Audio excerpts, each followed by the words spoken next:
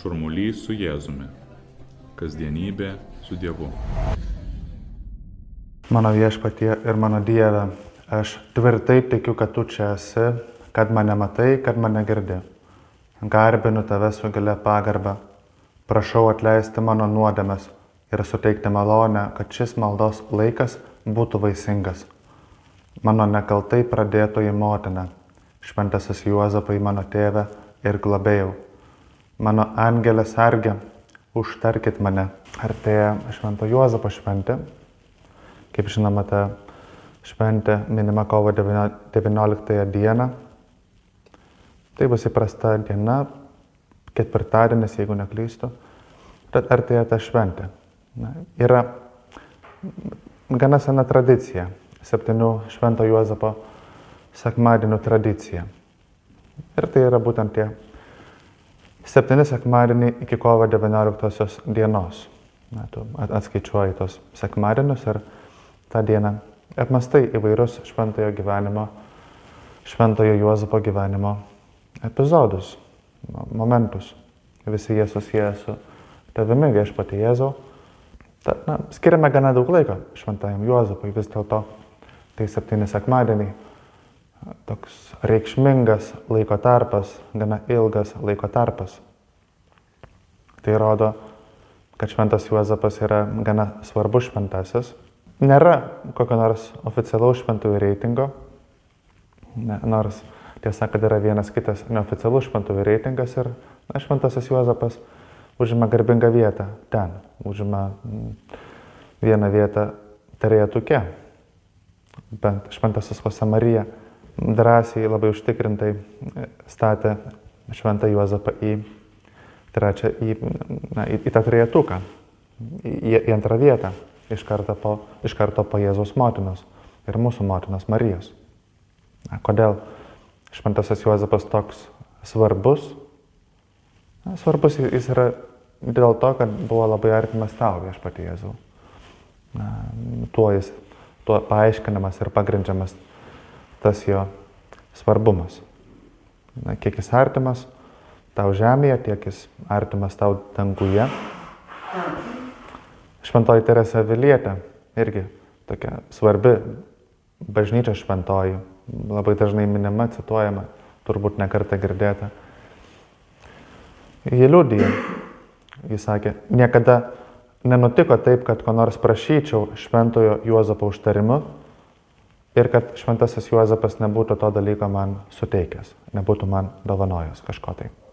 Tokia yra Šventosios Teresės patirtis ir tokia pati patirtis yra daugelio kitų bažnyčios šventųjų.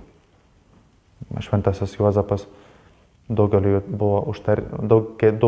šventųjų buvo užtarėjęs tose svarbiose reikaluose, taip pat Šventajam Josemarijai ir kitiems. Visai bažnyčiai. Popiežius Grigalius XVI dar XIX amžiuje įsteigė 7 Švento Juozapo sekmadienių tradiciją. Popiežius Pijus IX tuo tarpu kreipėsi į Šventą Juozapą kaip į visos bažnyčios globėją. Visos bažnyčios tokį tėvą. Ir tai logiška, kadangi Šventasis Juozapas buvo tavo Viešpatie Jėzaus žemiškasis globėjas ir tėvas. Taip ir mes, visą bažnyčią kreipimės taip pat į jį.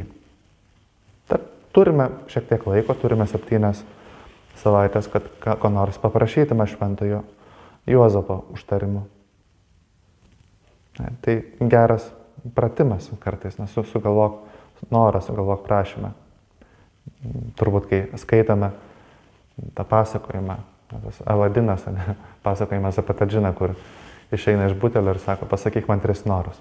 Jeigu man reikėtų taip įvardinti tos 3 norus, kuriuo aš paprašyčiau, nebūtų taip paprasta ir galbūt malda yra geras momentas tą padaryti. Suformuotos troškimus, ko aš norėčiau ir ko siekiu. Tai gana daug pasako apie tai, ko siekiu taip pat ir kasdieniais veiksmais. Tada, kai mokausi, ar tada, kai dirbu, kai bendrauju su kitais. Ko siekiu, ko noriu.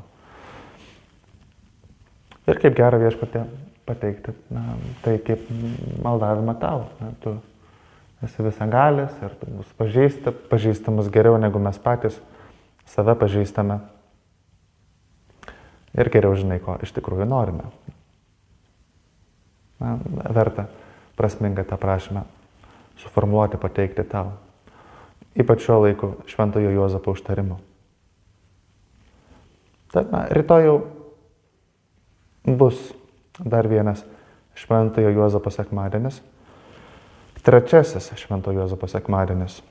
Ir prisiminsime vieną konkretų epizodą iš karto po Jėzaus gimimo. Tai tas laikas, kai pagal žydų įstatymą netrukus po gimimo berniukui būdavo oficialiai parengamas ir duodamas vardas. Ne tik kad sugalvojam tą vardą, štai tas vaikas vadinsis taip ar anaip, bet momentas, kai įrašom tą vardą į registrą, arba tas, kaip dabar yra gal krikšto momentas, tiesa, gal tas krikšto momentas gana dažnai šiek tiek atitraukiamas nuo gimimo, ar ne, ir tai tampa taip labai simboliška. Tas momentas po 8 dienų po gimimo, apipjaustymas, ne, ir tai buvo ta akimirka, kai oficialiai duodamas vardas berniukui. Savita žydų tradicija. Ir tai yra akimirka, kai Šventasis Juozapas, taip sakant, duoda Jėzui vardą ir kažkuria prasme yra įtėvinamas. Ne? Kaip mes įvaikiname vieną kitą, ne? Teisinė procedūra, tampame tėvais, globėjais, įgyjame teisės. Ne? Tai tą akimirką būtų galima sakyti, Šventasis Juozapas buvo įtėvintas, tapo teisišku, teisiniu Jėzaus tėvu, nes žinome Jėzų, tave pažįstame, kalbame su tavimi dabar maldoje, tavo vienintelis tėvas yra kaip tas Dievas, dangaus ir žemės viešpats. Ir tu esi sūnus iš didžiausios raidės, antrasis švenčiausiosios trejybės asmuo. Tikras Dievas, toks amžinas, neregimas savo prigimtimi, nes Dievas yra neregimas. Ir vis dėlto įsikūnijai, pasidarai tikrų žmogumi, tapai tikrų žmogumi.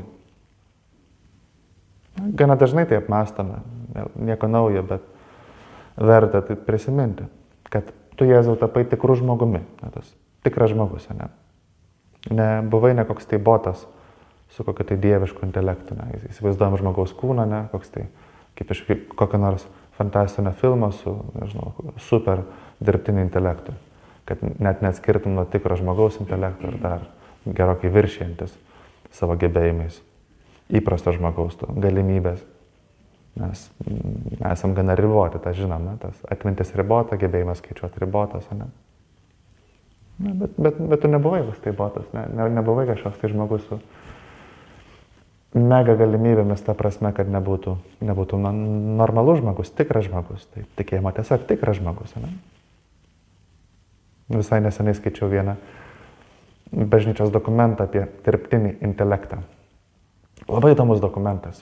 Man regis nepasako nieko, apie ką niekada nebūtume girdėję ar pagalvoję, bet vienoje vietoje taip svarsto, o koks yra tas žmogaus intelektas. Gal net taip bažnyčiai svarbu, kas yra tas dirbtinis intelektas ar kuo jis pasižymė. Tais bendriausiais bruožais taip, tai svarbu, bet kas yra tikras žmogiškas intelektas, žmogiškas protas. Ir ten pabrėžiame kai kurie dalykai tokie. Tos žmogiškos patirtys, ne? Tos kūniškumas, emocijos, gebėjimas užmegzti santykius, gebėjimas jausti tokį, tai kas yra gražu, kas yra tikra, kas yra protinga. Ne? Tai žmogiški jausmai. Ir tai, kaip pabrėžiama, tikrai gerokai viršė tai, ką galėtų bet kada pasiūlyti, kad ir pažangiausias algoritmas. Ir tavo viešpatie Jėzau jausmai buvo tokie, tikrai jausmai, žmogiški jausmai. Buvai atpažįstamas kaip žmogus ir reagavai kaip žmogus, tobulas, tikras, be nuodėmės, bet buvai tikras žmogus, davai man pavyzdį. Buvai išoriškai labai panašus į Mariją. Reikėtų galvoti, kad visą savo DNR gavai iš Marijos. Išoriškai turėtume tokią nuotrauką Marijos ir Jėzaus nuotrauką, turbūt rastume labai daug bendro. Dabar galim pagal tai mąstyti ar svarstyti ar įsivaizduoti, bet Taip pat Dievas tau davė Jėzų tą žemišką į tėvą. Irgi labai šaunu. Evangelijos, kaip pastebi Šventą Juozapą. Ir tu, Jėzau, turėjai būti labai panašus į Šventą Juozapą. Galbūt nebuvai toks panašus į Šventą Juozapą savo veido bruožais, bet tu Viešpatie tikrai turėjai būti labai panašus į Šventą Juozapą daugeliu kitų bruožų, tokių elgsena, kalbėsena. Šventasis Josamarija taip apmąstė, svarstė savo maldoje. Jėzus turėjo būti panašus į Juozapą darbo stiliumi. Turėjo dirbti gana panašiai kaip Šventasis Juozapas. Vis dėlto užsiėmė tuo pačiu amatu. Buvo stalius, sako tradicija, amatininkas, pabrėžia Šventasis raštas. Ir iš ko Jėzus išmoko dirbti, iš ko tu išmokai dirbti, iš Juozapo. Jei taip galvojame, turėtume galvoti taip. Charakterio bruožais, kalbos maniera.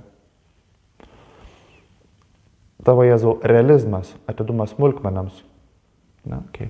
Kai girdime Jėzaus palyginimus, pavyzdžiui, tas palyginimas apie sėjėją, kaip sėjėjas išeina ir sėja sėklą aplinkui ant įvairių dirvožemų ir kažkur tai išauga labai gerai, nes, nežinau, tas seklelė išleidžia taikus ir duoda vaisius ir kažkur mažiau, Labai tikėtina, galim galvoti, kad kažką panašaus Jėzus buvo girdėjęs taip pat iš Švento Juozapo.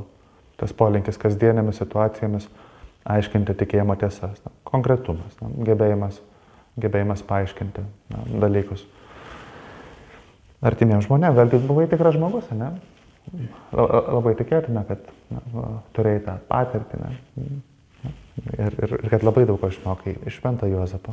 Tas Šventasis Juozapas apie jį nežinoma taip labai daug iš Evangelijų, bet ko gero girdėdami tavo Jėzau žodžius ir matydami tavo gestus, duonos laužimas, toks prisilietimai, kažkuria prasme matome taip pat ir Šventą Juozapą, tavo žemišką į tėvą.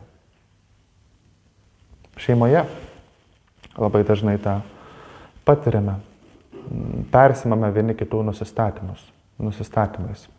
Galbūt, nežinau, galvojame apie savo tėvus, galbūt net atkreipiam dėmesį į vieną kitą jų savybę, kuri patraukli arba mažiau patraukli, bet taip laikui bėgant savyje turbūt tą taip pat nesunkiai atpažįstame.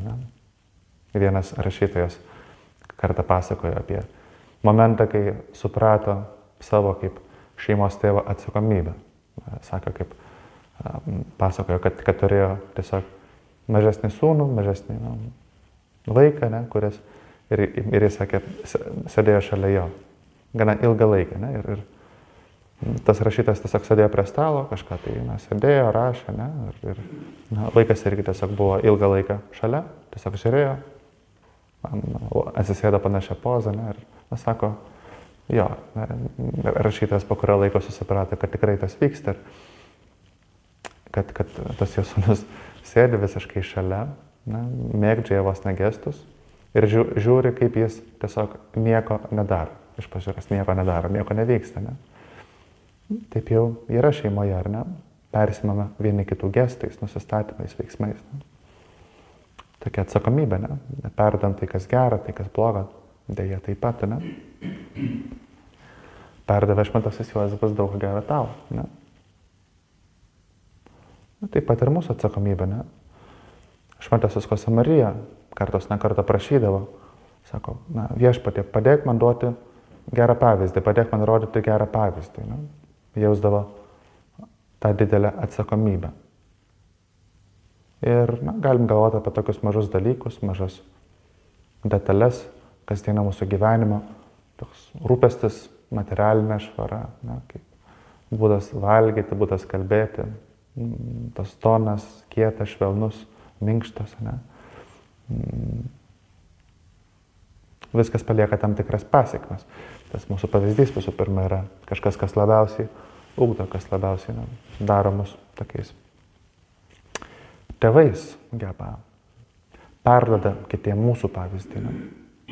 Tad galim prašyti kartu su to šventuoju, padėk man rodyti gerą pavyzdį, padėk būti tą geriausią savo versiją ir dalinti su kitais tuo, kas vėlgi yra gera manyje ir padės kitiem gyventi šiek tiek geriau. Ta atsakomybė dėl mažų dalykų, dėl žodžio, dėl gesto, dėl rūpesčio. Daug ko dalinamės šeimoje ir daug ko dalinamės su savo draugais ir bičiuliais. Padėk viešpatie suprasti tą atsakomybę, padėk taip pat rodyti gerą pavyzdį, perduoti tai, kas geriausia. Šventasis Juozapas ir Marija taip pat, bet šventasis Juozapas pats turbūt daug išmokė iš tavęs viešpatie Jėzau.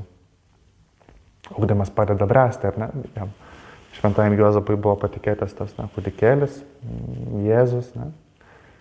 Vėlgi kaip sūnus, rūpinosi juo kaip savo sūnumi ir tikrai šventasis Juozapas buvo tavo Jėzau, tas žemiškasis tėvas ir globėjas. Pats šventasis Juozapas daug ko išmoko tada, kai bendravo su tavimi. Galim pagalvoti, šventasis Juozapas tikrai turėjo išmokti nemažai kantrybės. Ką girdime apie šventą Juozapą, tai buvo toks jo greitumas, greita reakcija, paprastumas. Ne? Angelas daug kartų jam pasirodo sapne, kokius 5 ar 6 kartus. Šventasis Juozapas iš karto keliasi, bėga, skuba. Ne? Tai nuo persekiojimo nuo vieno ar kito žmogaus, tai vengdamas galimų nemalonių situacijų. Ir taip kartojasi 3, 4, 5 kartus. Ne? Ir šventasis Juozapas tarsi gūžčioja pečiais ir tiesiog yra kaip yra, ne? Rūpinkimės Jėzumi. Turėjo daug ką išmokti, daug ką galėjo išmokti iš tavęs viešpatie Jėzau. Išmoko tavo ramybės, išmoko tavo atidumo Dievo žodžiui. Taip pat ir mes, ne? Dalinamės tuo, ką turime geriausia. Tam tikrą prasme esam tėvai, tampam tėvais dar iki tol, gal nežinai. Pradedam gyvybę, ne? Mes vėlgi dalinamės to gyvenimą, dalinamės to savo gyvenimo žiniomis, bet vėlgi viešpatie daug išmokstame iš tavęs, tiesiog bendraudami kartu su tavimi. Ne? Kad ir šis maldos laikas, kai svarstame apie tavo tą paslėptą į gyvenimą, tos 30, ne 31 gyvenimo metų, pirmuosius tavo gyvenimo metus, kai bendravai su šventuoju Juozapu. Ne? Daug šventasis Juozapas išmoko iš tavęs. Mes taip pat skiriame, sakytumai, trumpą laiką maldai, ne?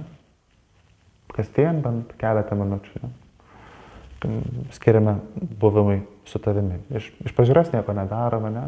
Vėlgi, kai kalbam rožinį ar kai tiesiog apmąstame šventojo rašto epizodus, Evangeliją, einame šventąsias mišias. Nėra taip, kad gautume labai daug naujos informacijos. Ne informacija šiuo atveju yra svarbiausia, bet vėlgi buvimas su tavimi, buvimas tavo akivaizdoje. Tai jau vien tai taip labai ugdo. Teikia daug šviesos, daug taip pat supratimo apie save. Ne? Svarbiausia padeda man užmegzti santykį kartu su tavimi. Vėlgi malda nėra laikas, kai perduodu kažkokią tai informaciją. Kažkiek informacijos yra, aišku, bet svarbiausia santykis su tavimi. Ir tai padeda bręsti, taip pat ir man. Ačiū tau viešpatie Jėzau, taip pat ir už šios maldos laikus, šį maldos laiką, kai mokausi ir aš iš tavęs. Ir taip nejučia darausi panašus į tave, kuris dabar šioje maldoje esi tiesiai priešais mus, švenčiausiame sakramente. Tas Švento Juozapo sekmadienis, ne? Apmąstame skausmus ir džiaugsmus.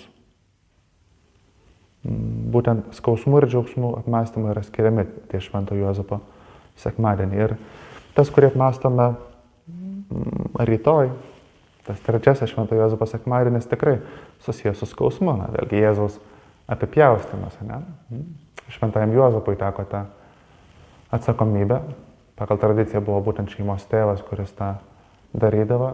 Šventasis raštas kalba apie tai labai delikačiai, sakytume, taip labai prabėgomis tą paminė ir baigė sakinį vos ne su kitų dalykų.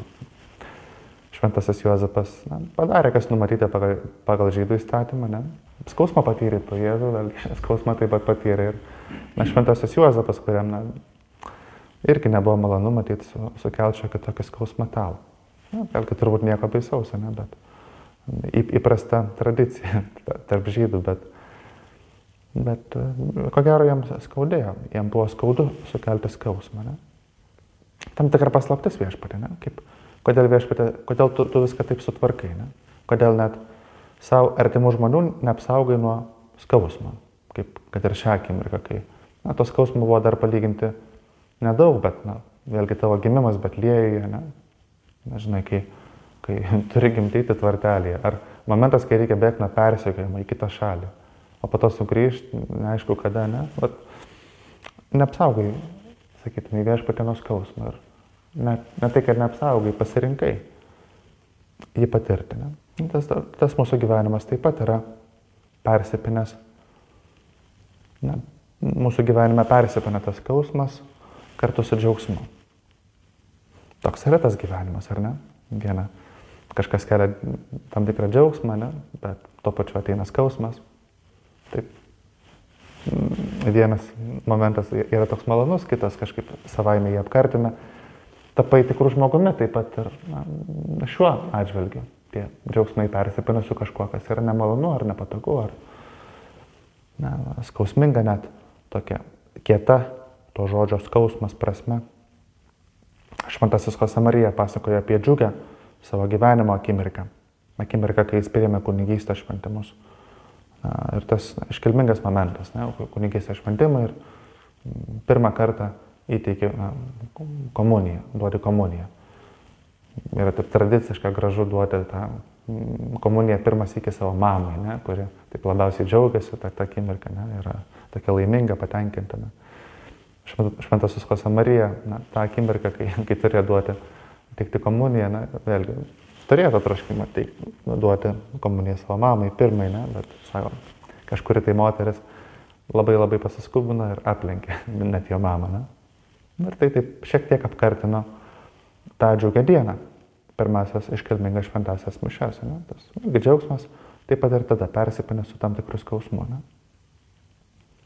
Tokia jau yra ta mūsų būtis, toks yra tas gyvenimas, bet vėlgi viešpatie taip pat ir per tuos dalykus mūsų kažko tai mokai. Viskas išeina į gerą, yra toks pasakymas. Kartais, kai sakom, viskas išeina į gerą, net atima tam tikras jausmas, kad, jau kažkaip teisinamės, ar ne? Ima šypseną. Žiūrėk, tu man jau bando ieškoti tos pozityvos pusės kažkame, kas objektyviai yra šiaip sau. Bet tikrai viešpatie, viskas su tavim išeina į gerą. Kartais reikia laiko, kad tą pamatytume, bet tas kryžius, tas skausmas, didelis ar labai dažnai nedidelis, mūsų ugdo. Padėk viešpatie taip pat ir tomis akimirkomis gerai pasinaudoti. Kad ryškėtų mumise tavo atvaizdas, kad savo širdimis, savo reakcijomis, savo kalbėsena, savo žvilgsniu, mąstymu taptume vis panašesni į tave.